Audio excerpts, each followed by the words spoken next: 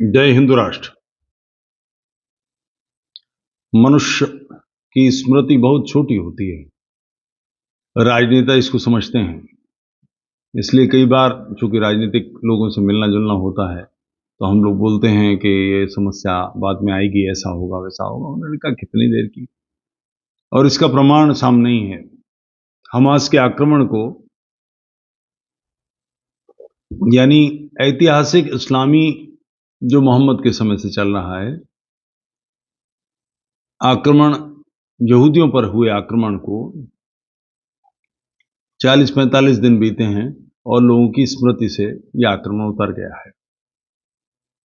अब इसकी न तो कहीं चर्चा हो रही है, अखबार में एक शायद 2 कॉलम की कोई न्यूज आए तो आए, बाकी चर्चा नहीं हो रही है क्या हुआ है।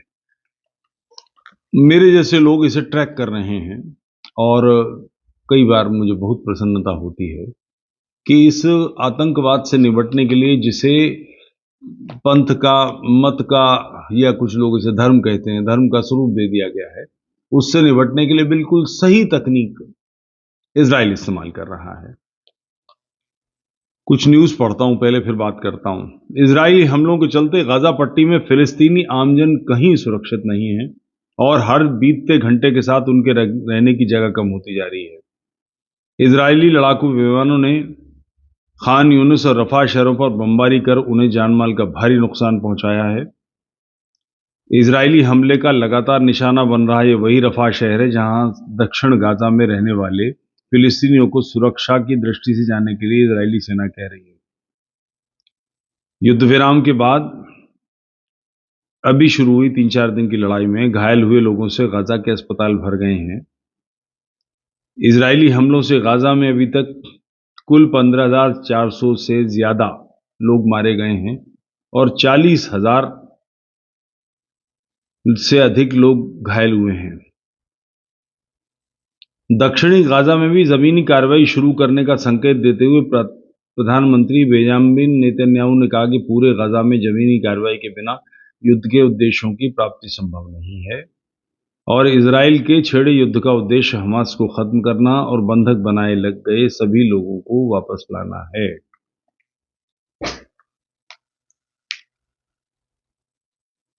इजरायली सेना ने पर्चे गिराए हैं कि गाजा के दूसरे सबसे बड़े शहर खान यूनुस के अंदर और आसपास के अधिक इलाकों को खाली करने के आदेश हैं। और इजराइल का कहना है कि वहां हमास के कई नेता छिपे हुए हैं।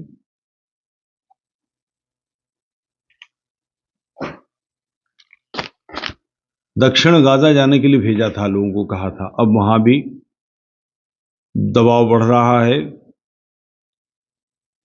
जो इजराइल ने पर्चे गिराए उसमें शहर का नक्शा बना हुआ है और उसमें 1/4 हिस्से को पीला करके उस इलाके को तुरंत खाली करने के आदेश दिए गए हैं और लोगों से कहा है कि आप भूमध्य सागर या मिस्र सीमा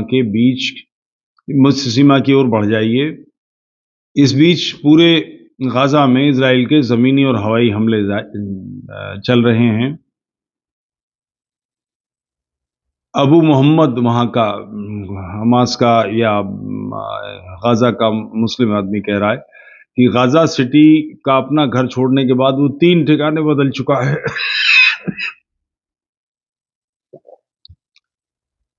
हर जगह से उन्हें जान बचाने के लिए मामूली सामान लेकर भागना पड़ रहा। अब फिर कहा जा रहा है कि जगह छोड़ो। अब वो कहते हैं कि इजरायली सेना को मारना ही है तो उत्तरी गाजा वाले घर में ही मार देना था। इस तरह से परेशान करके क्यों मारा जा रहा है? अबू मोहम्मद को यह दिखाई दे रहा है कि इजरायली सेना परेशान करके मार रही है। इजरायली सेना आई ही क्यों? गाजा पे हमला ही क्यों करना पड़ा? ये जो स्थिति है ना, एक पुराना फिल्मी गाना, अजीर उठ कर अब कहां जाइएगा, जहां जाइएगा हमें पाइएगा। तो ये जहां जाइएगा हमें पाइएगा इजरायली सेना करने के लिए विवश क्यों हुई? उत्सव मनाते, उल्लास प्रकट करते, नृत्य करते, मस्ती में झूमते लोगों पर हमला किया और उनके लिए वो क्षेत्र एकदम से नरक में बदल दिया। जिन इजरायली लोगों के साथ ये अत्याचार हुए उनके मानवाधिकार हैं कि नहीं है? तुम्हारे ही हैं। ये इलाका तुम्हारा नहीं है, जूडा का इलाका है, यहूदियों का इलाका है पिछले 4000 साल से। 1923 से पहले कोई फिलिस्तीन का जिक्र कहीं नहीं है, कोई ऐतिहासिकता नहीं है। फिर भी इजराइल ने शरण दी। इतने उपद्रवी लोग कि कोई आसपास का क्षेत्र न मिस्र लेके राजी है। जॉर्डन ले लिए थे तो जॉर्डन को बाध्य होके, जो कि उनके पास अपनी पूरी सेना इतनी नहीं थी, तो उन्होंने पाकिस्तान के भाड़े के सैनिक, भाड़ू मेरे मुंह से निकला, सही निकला, ये पकड़े हुए थे। 25,000 लोग मारे।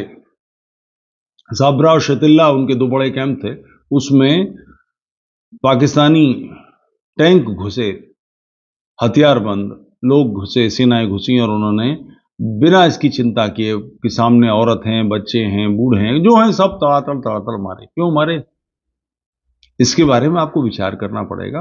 आप ऐसा क्यों करते हैं किसी के साथ कि कोई आपके साथ नहीं खड़ा? फिर भी इजराइल ने साथ दिया, गाजा में जगह बनाई। आपने वहां जो कुछ व्यवस्था थी सबको भंग कर दिया। जैसे एक समय में हुआ था कि अकाल तख्त टूटने के बाद, कांग्रेस के लोगों ने तोड़वाया था, टूटने के बाद दोबारा अकाल तख्त बनवा दिया गया था। उसके बाद अकाली आए, उन्होंने फिर सारे अकाल तख्त को तोड़ा, बोले नहीं हम खुद बनाएंगे, इनके हाथ का बना हुआ नहीं चलने देंगे। वैसी स्थिति करी आपने, सारे सिस्टम तोड़ दिए, खत्म कर दिए। नतीजा आपके पास करने को कुछ काम ही नहीं बना।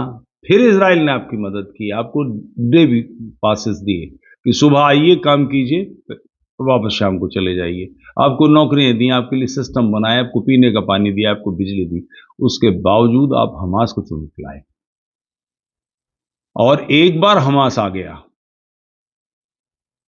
2012 में, शायद, मुझे जहां तक सही ध्यान है, हमास चुन के आया था। उसके बाद कोई चुनाव नहीं हुए। हमास का वर्चस्व है, वहां कोई डेमोक्रेसी जैसी चीज नहीं है। इजराइल में है, वहां डेमोक्रेसी नहीं है। और उसी में क्या, इस्लामी किसी देश में डेमोक्रेसी चलती कब है? पाकिस्तान में जरूर चुनाव होते हैं, वो भारतीय परंपरा है, उसके बावजूद वहां जब मर्जी आए सेना घुस जाती है, जब मर्जी आए कुछ भी हो जाता है।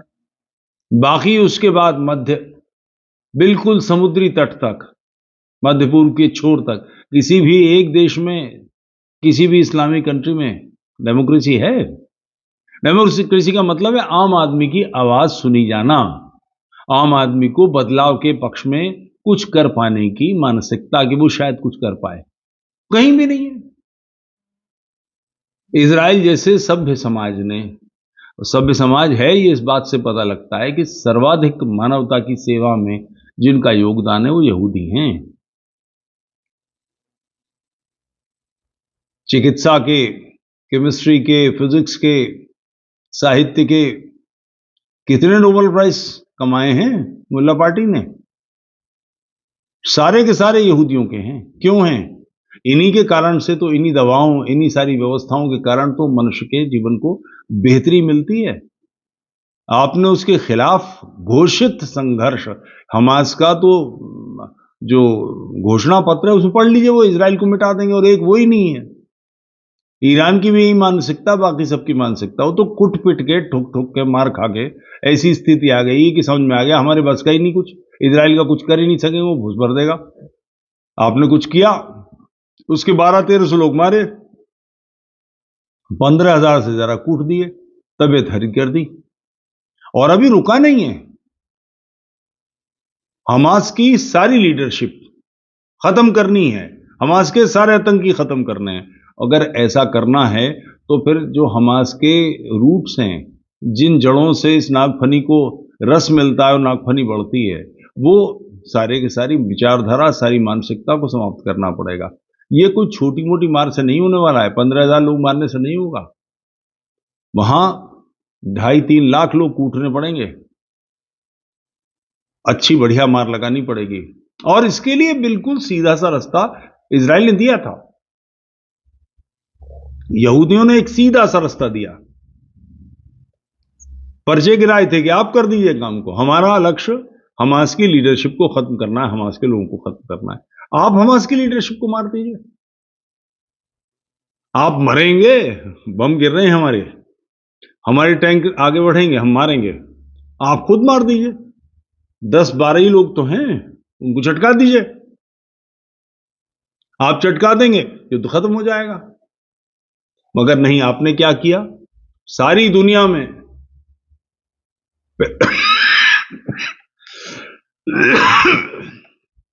फिलिस्तीनी संगठनों के हमास के झंडे लेकर जुलूस निकाले।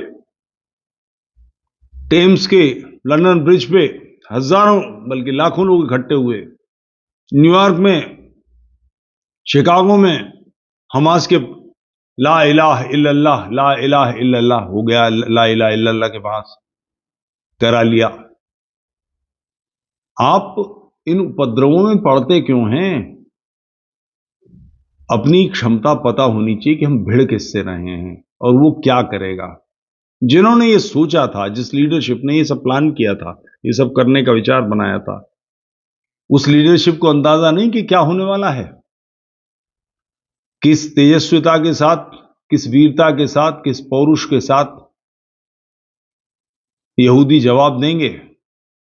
वैश्विक अर्थव्यवस्था में एक बड़ा योगदान यहूदियों का है, बहुत वर्चस्वी स्थिति में हैं।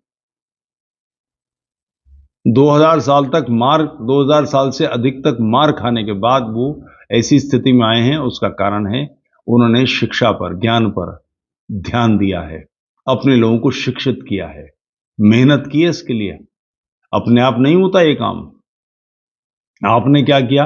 आपका अंतिम आविष्कार बकौल मुश्ताक अहमद यूसुफी, इस्लाम का आखिरी आविष्कार चारपाई है। चारपाई इस्तेमाल करो, बच्चे पैदा करो, और कोई काम नहीं है। यानी जनतंत्र का सहारा लेके, क्योंकि आपके वोट अधिक होंगे तो आप जनतंत्र में प्रभावी हो जाएंगे। सहारा लेकर इन सारी व्यवस्थाओं को जो गैर मुस्लिमों ने तैयार किए, उनको कब्जा करने की मानसिकता बनाना, उसको सबको नष्ट करने की मानसिकता बनाना। और ऐसी वाहियात डॉक्ट्रिन आपके पास है कि आप काफिरों को मार देंगे और मुशरिकों को मार देंगे और यहूदियों को मार देंगे और क़यामत आएगी और उसके बाद जन्नत जाएंगे और वहां 72 हूरें होंगी। 136 फुट की हूर, मैं सोचता हूं 136 फुट की हूर, सारे शरीर के अवयव उसके उसी हिसाब से हो जाएंगे। तो जिस के चक्कर में वो जन्नत जाने की बात है, और ऐसी ऐसी बेहुदा और बेवकूफ़ी भरी बातें हैं कि वो समंदर में थूक देगी, इतनी खूबसूरत हूर होगी, अगर समंदर में थूक देगी तो पानी मीठा हो जाएगा। और उसकी नलियां और उसके गूदा पिंडलियों का जाने क्या देखेंगे, तो गूदा देख के शरीर के अंदर, और सैकड़ों कपड़े पहनेगी फिर भी वो ट्रांसपेरेंसी होगी। वो लगभग ऐसा लगता है कि फ्रांस का कोई ब्रॉदल, कोई वेश्यालय है जिससे सारे वर्णन लेके ये सारी बातें की गई हैं। उसके बाद आप ये सब काम करेंगे। मैं सोचता हूं ये जो अवयव शरीर के उसी से पैमाने बढ़ाएंगे, क्योंकि ये जो 6 फुट का, 6.25 फुट का, 5.5 फुट का, 6 फुट 2 इंच का, क्योंकि 6 फुट 14 इंच का, 6 फुट 8 इंच का तो कोई आदमी होता नहीं, इत्तेफाक से कोई हो। तो ये व्यक्ति 136 फुट की हूर जो सेक्स करने के बाद दोबारा वर्जिन हो जाएगी, तो उसका वो हिस्सा जिसे वर्जिन बना रहे हैं वो भी तो 2.5 फुट का होगा। ये उसमें गोता लगाया क्या करेगा? आप कल्पना करके देखिए, 5.5 फुट की या 6 फुट की महिला 136 फुट की होगी तो उसके सारे शरीर के हिस्से भी तो बढ़ जाएंगे। तो कैसे ये कोई काम करेगा? मजेदार चिंतन है।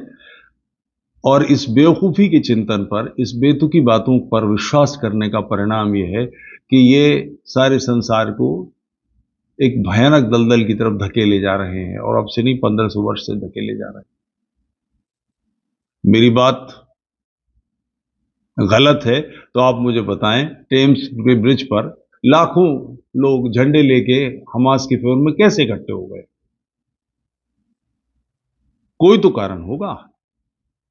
वो यूरोप जिसने उनको जीवन की सब सुविधाएं दी, बाहर से आए थे इनके दादे परदादे बाप, ये नई पीढ़ी वहीं पैदा हुई है, जीवन के सारे सुख वहीं से पाए हैं। नियम कानून से समाज चलता है, इसकी व्यवस्था वहीं देखी है, सीखी नहीं है, गुंडागर्दी पे उतारू है। यूरोप के कंट्रीज को लपेट में ले लिया है वहां के जो सिस्टम है, और ये है समस्या। ब्रिटेन में पुलिस वाले के पास पिस्टल होना तो छोड़िए, डंडा भी नहीं होता, वो कुछ कर ही नहीं सकता। Ma'am you can't do this, ma'am you can't do that, gentleman you can't do this, ये बातें कहने के अलावा कुछ नहीं कर सकता। वो जो ठुकाई करने वाला पुलिस का मानस है ना भारत का, तो वहीं लठ बजा, वो नहीं होता। अभी पिछले दिन हुआ भी है, कैलिफोर्निया में ये नियम बन गया है कि किसी भी स्टोर से $100 से कम का, $100 है या $500 शायद, कम का सामान अगर आप उठाएंगे, शॉपलिफ्टिंग करेंगे, चोरी करेंगे, तो उस पर कोई ऑफेंस नहीं बनता। लोगों ने वहां मॉल्स में ये सब करना शुरू कर दिया है, लोग धंधा छोड़ने की सोच रहे हैं। उन्हीं में एक सरदार जी थे जिनका की दुकान थी, उनमें 2 घुस गए मुल्ला, अफ्रीका के किसी कंट्री के, अच्छे खासे हट्टे कट्टे होते हैं वो। उसकी समझ में ये कानून नहीं आया, वो लठ लेके आया भारतीय ढंग से, और उसने उनकी धुनाई करी, 15-20 डंडे मारे बहुत तबीयत से, वहीं हाय हाय काय काय शुरू हो गई।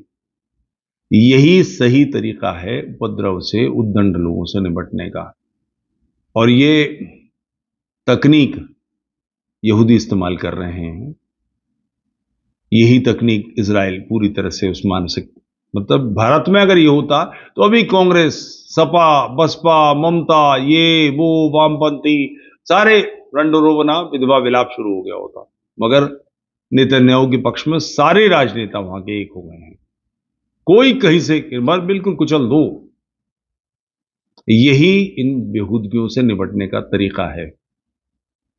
भारतीय राजतंत्र को, भारतीय राज्य व्यवस्था को, भारतीय जनतंत्र के नेताओं को ये सबक सीखने की जरूरत है।